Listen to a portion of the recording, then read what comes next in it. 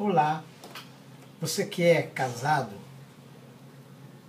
por acaso você já ouviu falar sobre duas leis que, se aplicadas ao casamento, podem ser prejudicial ao seu sucesso? Muito bem.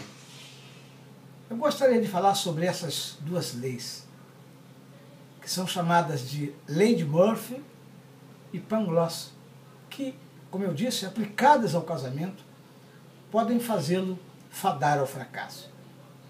Certa vez, lendo um artigo sobre as relações humanas aplicadas na área do trabalho, ali, através daquele artigo, aprendi algumas coisas que gostaria de compartilhar com você e te chamar a uma reflexão, usando-a, como metáfora aplicada ao relacionamento conjugal. Utilizando perfis de posturas que foram tratadas naquele artigo que li. Sabe aquela história de que cada um de nós tem um anjinho e um diabinho sussurrando o tempo todo, um em cada lado do nosso ouvido? Pois é, apesar de ser absurda a crença nessa realidade, às vezes é assim mesmo que alguns agem na relação conjugal. São casais que algumas vezes ficam divididos entre fazer ou não algum investimento no seu casamento. E alguns até já perderam a esperança e tornaram-se pessimistas. Enquanto que outros, todavia, não veem a necessidade em aprofundar a relação, em meditar e refletir sobre ela. Essas são as pessoas que acham que nada pode acontecer na relação. São aqueles chamados inocentes otimistas. E nesta realidade entra em cena o diálogo existencial entre duas leis criadas pela imaginação humana. Falando sobre as leis que citei no início, Murphy é um sujeito imaginário, provavelmente uma criação coletiva do século XX, que dá origem à famosa Lei de Murphy, que postula a seguinte ideia. Essa lei, ela diz que se existe uma remota chance de alguma coisa dar errada, ela dará. E esta lei atribui àqueles casais que não encontram mais sentido no casamento e que vivem juntos uma indiferença murphiana. Por outro lado,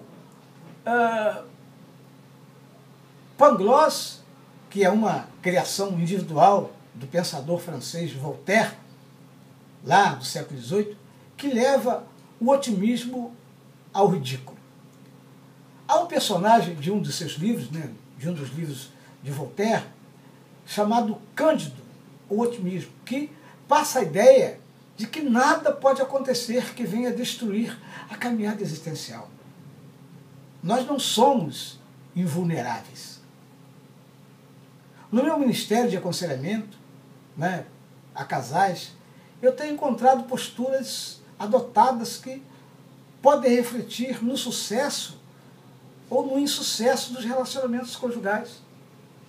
Já os casais que têm dificuldades em confrontar os seus problemas, investir no relacionamento, poderíamos dividi-los em duas correntes. Os murphianos, que creem que nada pode ser revertido, e os panglossianos, que pensam que sabem tudo sobre relacionamentos conjugais e que nada pode acontecer a esse relacionamento. As igrejas que possuem trabalho com casais geralmente enfrentam problemas com aqueles que adotam esse tipo de postura.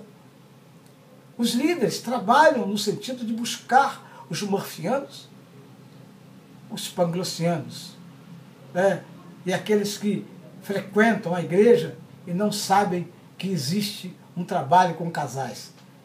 E os novos casais que se achegam à comunidade. Não só o casal, gente, falando de investimento nos relacionamentos, não só os casais se beneficiam com o trabalho de família na igreja, mas também dos seus filhos, que um dia formarão as suas famílias. Eu fico imaginando as dificuldades em tratar questões de relacionamentos que os casais enfrentam. Sabemos que está ficando cada vez mais complicado, né, viver sem invasão de privacidade, face a todos os mecanismos de proteção de informações, sejam elas financeiras, cadastrais, previdenciárias, internauticas, etc, etc. Continuo na segunda parte.